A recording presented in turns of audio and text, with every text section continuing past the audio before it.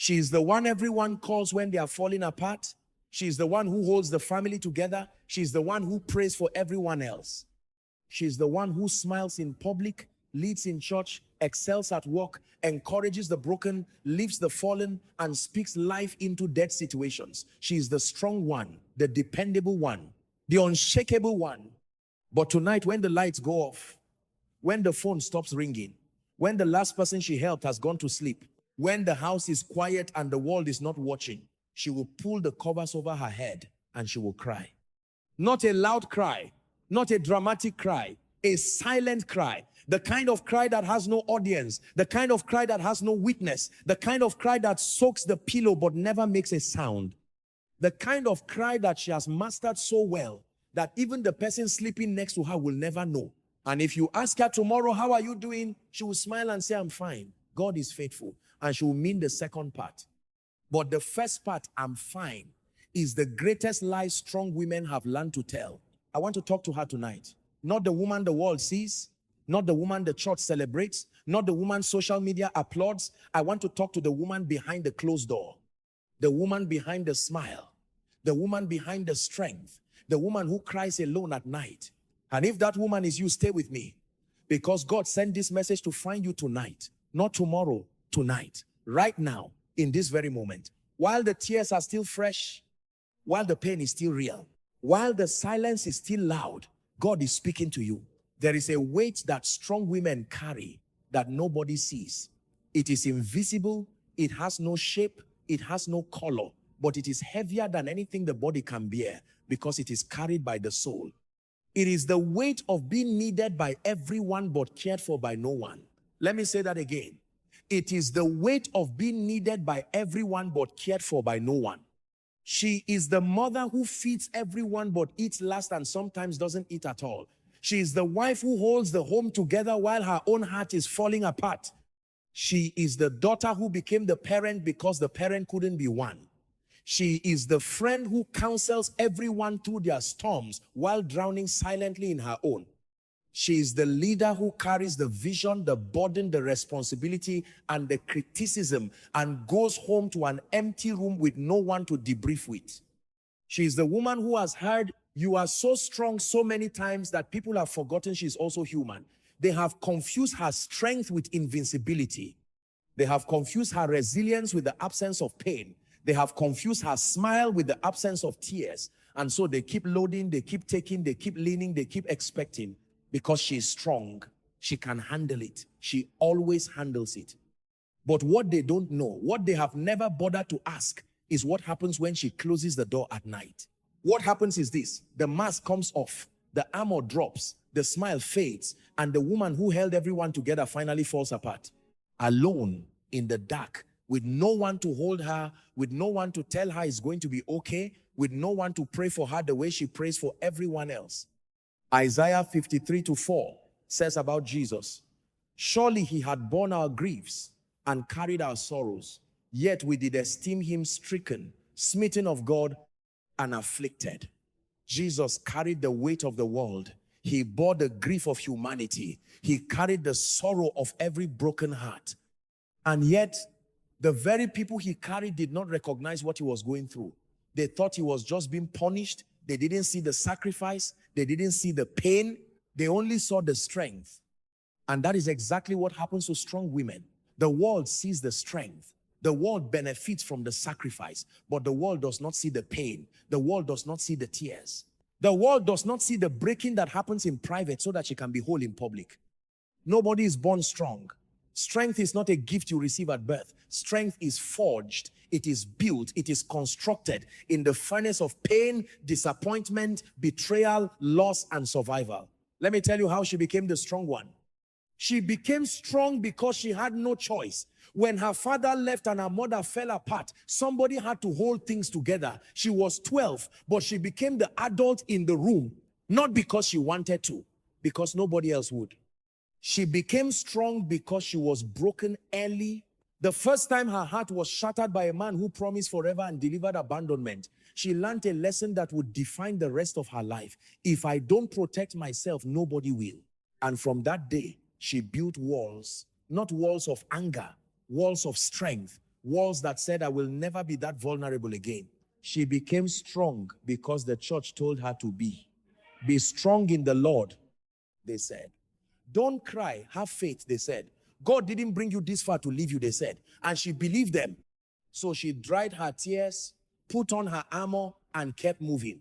Not because the pain was gone, but because she was told that strong women don't break. Godly women don't crumble. Women of faith don't cry. And that is one of the greatest lies the enemy has ever planted in the church. The lie that strength means the absence of tears. The lie that faith means the absence of pain. The lie that being a godly woman means never falling apart. The lie that if you cry, you are weak. If you struggle, you lack faith. If you break, you are not spiritual enough. That is a lie from the pit of hell. And tonight, I am dismantling it. David was a man after God's own heart. And David cried.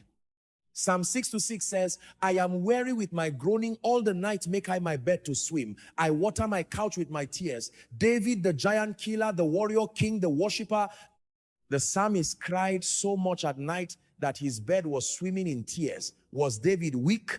Was David faithless? Was David unspiritual? No. David was human, and he was honest enough to admit it. Jesus himself wept. John 11:35, the shortest verse in the Bible says, Jesus wept. The Son of God, the creator of the universe, the Alpha and the Omega, he wept. Not because he lacked faith, not because he was weak, but because he was fully God and fully human. And the human part of him felt pain, and he did not hide it. So if David could cry and still be called a man after God's heart, and if Jesus could weep and still be the Son of God, then you can cry and still be a strong woman of God. Your tears do not disqualify you. Your tears do not diminish you. Your tears do not define you as weak. Your tears are proof that you are human. And God is not ashamed of your humanity. He created it. Let me get specific, because this is not a general message. This is a targeted word for a specific woman. And I want her to know that God sees exactly what she's going through. She cries because she's tired. Not physically tired, soul tired. The kind of tired that sleep cannot fix. The kind of tired that a vacation cannot cure. The kind of tired that comes from years, sometimes decades of carrying, giving, serving, sacrificing, and pouring out without ever being replenished. She has been running on empty for so long that she has forgotten what full feels like. She has been giving from a deficit for so long that she doesn't even know what overflow looks like. And she's tired. Not tired of life. Tired of carrying life alone. Matthew 11:28 says, come unto me, all ye that labor and are heavy laden, and I will give you rest. Jesus did not say, come unto me, all ye that are weak. He said, come unto me, all ye that labor and are heavy laden. He was speaking to the workers, the carriers, the strong ones, the ones who have been laboring and carrying heavy loads. He was saying, I see your strength, but I also see your exhaustion, and I am offering you rest. She cries because she's lonely. Not alone, lonely. There is a difference. She may be surrounded by people. She may have a husband, children, friends, church members, colleagues, but she's lonely. Because none of them truly know her. None of them have access to the real her. None of them have seen behind the mask. None of them have asked the right questions. And even if they did, she wouldn't know how to answer. Because she has been performing strength for so long that she has forgotten how to be vulnerable. Loneliness is not the absence of people. Loneliness is the absence of connection. And many strong women are surrounded by people but deeply disconnected. They are known by everyone but understood by no one. They are celebrated by many, but seen by none. Psalm 142:4 says, I looked on my right hand and beheld, but there was no man that would know me. Refuge failed me. No man cared for my soul. David, surrounded by soldiers, servants, and supporters, said, no man cared for my soul. Not my kingdom, not my army, not my reputation, my soul. The deepest part of me, the part that nobody sees, nobody cared for it. And that is what she cries about at night. Not that nobody is around, but that nobody cares for her soul. She cries because she has been betrayed. The people she trusted the most hurt her the most. The man she gave her heart to broke it. The friend she confided in exposed her. The family she sacrificed for abandoned her. The church she served in judged her. And now she trusts no one. Not because she is bitter, but because she is wounded. and wounded people protect themselves. Psalm 55 to 12:1-4 says, for it was not an enemy that reproached me, then I could have borne it. Neither was it he that hated me that did magnify himself against me. Then I would have hid myself from him. But it was thou, a man mine equal, my guide and mine acquaintance. We took sweet counsel together and walked unto the house of God in company. The deepest wounds don't come from enemies. They come from people you walked with, people you prayed with, people you trusted, people you loved. And when those people betray you, the wound goes so deep that it doesn't just hurt your heart, it damages your ability to trust. And without trust, you are forced to carry everything alone. And carrying everything alone is what makes strong women cry at night. She cries because she feels unseen. She sees everyone. She notices when someone is struggling. She remembers birthdays. She checks on people. She sends the encouraging text. She makes the phone call. She shows up. She's present. She's attentive. She's thoughtful. But who sees her? Who notices when she's struggling? Who remembers what she's going through? Who checks on her? Who sends her the encouraging text? Who shows up for her? The answer most nights is nobody. And she doesn't cry because she wants attention. She cries because she wants to be seen. There is a difference. Attention is surface. Being seen is deep.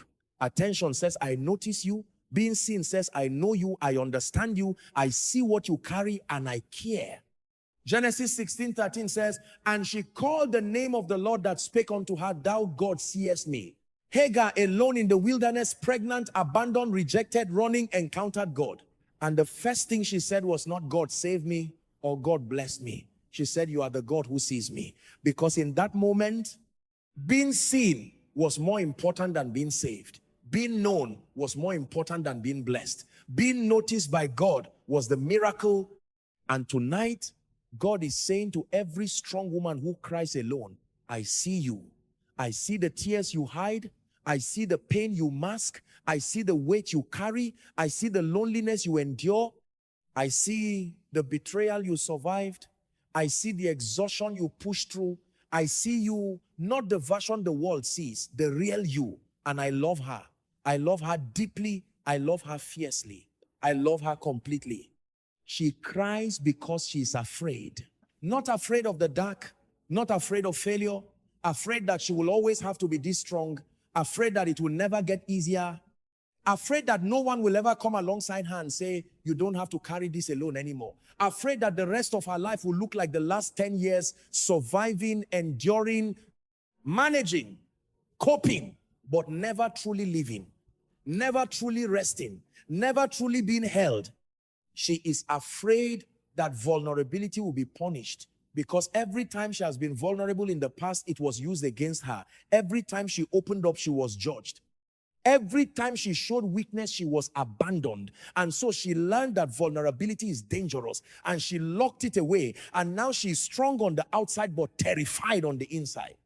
2 Timothy 1:7 says, for God hath not given us the spirit of fear, but of power and of love and of a sound mind. God did not give you the spirit of fear, but he also did not give you the spirit of pretending. He gave you power, real power, not performed power. He gave you love, real love, not transactional love. He gave you a sound mind, not a mind that suppresses pain, but a mind that processes it with God. She cries because she misses who she used to be.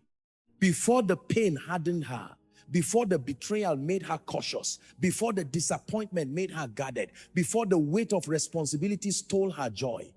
She remembers a version of herself that laughed freely, loved openly, trusted easily, and dreamed boldly. And she misses that woman. She mourns that woman because somewhere along the way, that woman was buried under layers of survival. And at night, when the world is quiet, that woman resurfaces and she cries. Not for what happened to her, but for what it took from her.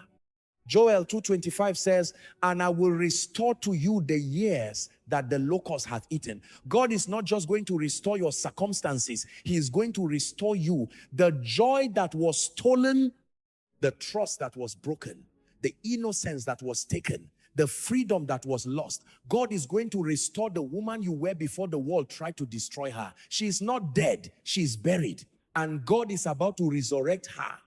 Now I want to shift because I have described the pain, but I did not come here tonight to leave you in the pain. I came here to deliver a word from God to the woman who cries alone at night. And this is what God is saying. I collect your tears. Psalm 56:8 says, thou tellest my wanderings, put thou my tears into thy bottle. Are they not in thy book? God has a bottle for your tears. Every tear you have cried alone, every tear that no human being witnessed, God caught it, God stored it, God recorded it. Not one tear was wasted. Not one tear was ignored. Not one tear fell to the ground without God noticing. Your tears are not meaningless. They are seeds. Psalm 126:5 says, they that sow in tears shall reap in joy. Every tear you have sown in secret is producing a harvest of joy that is about to manifest in public. The nights of crying are coming to an end. The season of weeping is expiring. And a season of joy, unspeakable, unexplainable, overwhelming joy is about to break forth in your life. I am your husband. Isaiah 54:5 says, for thy maker is thine husband, the Lord of hosts is his name, and thy redeemer, the Holy One of Israel. The God of the whole earth shall he be called. To every woman who cries alone because no man has stepped up, because no man has covered her, protected her, provided for her, cherished her. God says, I am your husband. Not metaphorically, not poetically, literally. The creator of the universe is committed to you with the devotion of a husband. He will provide for you. He will protect you. He will cherish you. He will never leave you. He will never forsake you. He will never betray you. He will never abandon you. You are not uncovered. You are not unprotected. You are not alone. The God of the whole earth is your husband. And he is not an absent husband. He is not a neglectful husband. He is not an unfaithful husband. He is present. He is attentive. He is faithful. And he is holding you right now even as you cry. Your season is changing. Psalm 32:5 says, weeping may endure for a night, but joy cometh in the morning. I need you to hear this. The night is almost over. The weeping is almost done. The morning is coming. And with the morning comes joy. Not temporary happiness, not surface level excitement, deep, abiding, supernatural joy that cannot be shaken by circumstances, stolen by people, or destroyed by the enemy. You have been in a long night. Some of you have been in this night for years. But God is saying tonight, the morning is breaking, the sun is rising, the darkness is lifting. And what is coming is so much greater than what you have been through that you will look back on this season and say it was worth it. Every tear was worth it. Every night was worth it because it led me here. I am going to send you help. Psalm 121:1-2 says, I will lift up mine eyes unto the hills, from whence cometh my help. My help cometh from the Lord, which made heaven and earth. God is not going to leave you carrying this weight alone forever. He is going to send help, human help, divine help, unexpected help. Help that you didn't ask for, help that you didn't expect, help that will show up and say, I see what you carry. Let me carry it with you. It may come in the form of a godly friend who finally sees behind your mask. It may come in the form of a man who loves God enough to love you properly. It may come in the form of a community that doesn't just celebrate your strength but cares for your soul. It may come in the form of a breakthrough that removes the burden entirely, but help is coming. God has already dispatched it. It is on its way and it will arrive right on time. Stop performing strength. Start receiving mine. 2 Corinthians 12:9 says, and he said unto me, my grace is sufficient for thee, for my strength is made perfect in weakness. God is not asking you to be strong. He is asking you to let him be strong for you. He is not asking you to hold it together. He is asking you to let him hold you. He is not asking you to carry the weight. He is asking you to cast it on him. 1 Peter 5:7 says, casting all your care upon him, for he careth for you. All your care, not some, not the small ones, not the ones you can't handle. All the big ones, the scary ones, the ones you've been carrying for years, the ones you've never told anyone about, cast them, throw them, release them, give them to God, because he cares for you, not for your performance, not for your strength, for you. You have been performing strength for people who never asked God to sustain you. Tonight, stop performing, start receiving. Let God be your strength. Let God be your shield. Let God be your refuge. Let God be your rest. You don't have to be strong anymore. Not in your own power. God's strength is available and it is made perfect in your weakness. Which means the moment you admit you are weak is the moment God's strength shows up in full force. I need to speak to someone else now. I need to speak to the people around the strong woman, the husband, the children, the friends, the pastor, the church, the family, because you have a responsibility that you have been neglecting. Stop assuming she is okay just because she says she is. She has been trained to say, I'm fine. She has been conditioned to smile through pain. She has been programmed to perform strength. So when you ask her how she's doing and she says, I'm fine, do not accept that answer. Ask again. Ask deeper. Ask with your eyes, not just your words. Sit with her. Be present. Create a space where she feels safe enough to take off the mask. Stop only going to her when you need something. She is not a resource. She is not a service provider. She's not a vending machine where you insert your problems and she dispenses solutions. She's a human being with needs, with desires, with pain, with dreams. Stop going to her only when you need prayer, advice, money, support, or encouragement. Go to her sometimes with nothing to take and everything to give. Go to her and say, I'm not here because I need something. I'm here because I know you do. Stop celebrating her strength and ignoring her pain.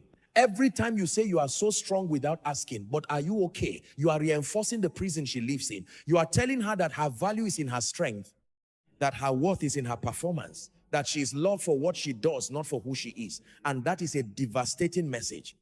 Celebrate her humanity. Acknowledge her pain. Honor her tears. Tell her it is okay to not be okay. Tell her it is okay to fall apart. Tell her that you will still be there when she does.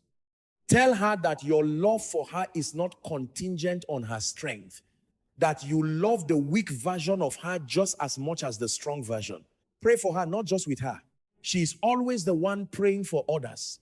She's always the one interceding. She's always the one standing in the gap. But who stands in the gap for her? Who intercedes for her? Who prays for her when she's too tired to pray for herself? James 5:16 says, pray one for another that ye may be healed. She needs healing. And part of that healing will come through the prayers of people who love her enough to pray for her, not just benefit from her prayers. I want to close with this, because I don't want you to leave this message thinking that crying is the end. It is not. Crying is the beginning. Tears are not a sign of defeat. Tears are a sign of release. And what comes after the release is the most powerful version of you that has ever existed. There is a strength that comes after the tears that is different from the strength that came before. The strength before the tears was human strength. It was survival strength. It was performance strength. It was I have no choice strength. But the strength that comes after the tears, after you have been honest with God, after you have released the weight, after you have allowed yourself to be vulnerable, that strength is divine. It is God's strength flowing through a surrendered vessel, and it is unstoppable. Isaiah 40:31 says, but they that wait upon the Lord shall renew their strength. They shall mount up with wings as eagles. They shall run and not be weary, and they shall walk and not faint. Renewed strength, not recycled strength, not reused strength, new strength, fresh strength, divine strength. The kind of strength that doesn't come from gritting your teeth and pushing through. The kind of strength that comes from waiting on God, from resting in God, from surrendering to God. You have been running on old strength, borrowed strength, depleted strength, and that is why you cry at night, because the tank is empty. But God is offering you new strength tonight. Strength that doesn't run out, strength that doesn't deplete, strength that is renewed every morning, strength that comes not from your efforts but from his grace. Nehemiah 8:10 says, the joy of the Lord is your strength. Not the performance of strength is your strength. Not the appearance of strength is your strength. The joy of the Lord. When God restores your joy, real joy, deep joy, supernatural joy, that joy becomes your strength. And it is a strength that no circumstance can drain, no person can steal, and no night can darken. Father, I bring before you tonight every strong woman who is crying alone. You know her name, you know her address, you know her pain, you know her tears, you know what she carries, you know what she hides, you know what she has survived, and you know what she's going through right now in this very moment. Lord, I ask you to meet her tonight. Not tomorrow, tonight. Meet her in the silence, meet her in the darkness, meet her in the tears. Let her feel your presence in a way she has never felt it before. Let her know that she's not alone, that she has never been alone, that you have been with her through every night, every tear, every silent cry. Father, I pray that you would lift the weight she has been carrying, the weight of responsibility, the weight of expectation, the weight of performance, the weight of other people's needs. Take it off her shoulders tonight. Let her breathe. Let her rest. Let her exhale. She has been holding her breath for years. Let her finally breathe. Lord, heal her heart. Heal the wounds of betrayal. Heal the scars of abandonment. Heal the bruises of disappointment. Heal the fractures of loneliness. Put her heart back together. Not the way it was before, better. Stronger, whole, complete, healed. Father, send her help. Send her people who will see her, really see her. Send her people who will care for her soul, not just benefit from her strength. Send her a community that will hold her up when she's too tired to stand. Send her friendships that are not transactional but transformational. Lord, I pray for her joy. Restore the joy that was stolen. Restore the laughter that was silenced. Restore the freedom that was lost. Restore the woman she was before the pain tried to destroy her. Bring her back to life, not survival, life, abundant life, overflowing life, joyful life. And Father, I declare over her tonight, the night season is over. The weeping has endured for a night, but joy is coming in the morning, and her morning starts now, right now, in this moment. The sun is rising over her life. The darkness is lifting. The tears are being replaced with laughter. The morning is being replaced with dancing. The heaviness is being replaced with praise. She will not cry alone anymore. She will not carry alone anymore. She will not suffer in silence anymore, because you are with her, you see her, you love her, and you're about to do something in her life that will make every tear worth it. In Jesus' mighty name, amen. To every strong woman who cries alone at night, God sees you. He has always seen you. And he is not asking you to be stronger. He is asking you to let him be strong for you. You have carried enough. You have endured enough. You have performed enough. It is time to rest. It is time to be held. It is time to be seen. It is time to be loved, not for what you do, but for who you are. You are not just a strong woman. You are a daughter of the Most High God. And your Father is saying tonight, come to me. Lay it down. All of it. Every burden, every tear, every fear, every weight. Lay it down and let me carry you for a while. You have carried everyone else long enough. It is my turn to carry you. Psalm 55:22 says, cast thy burden upon the Lord, and he shall sustain thee. He shall never suffer the righteous to be moved. Cast it tonight, all of it, and watch God sustain you in ways no human being ever could. You are seen, you are known, you are loved, you are held, and you will never cry alone again. Amen.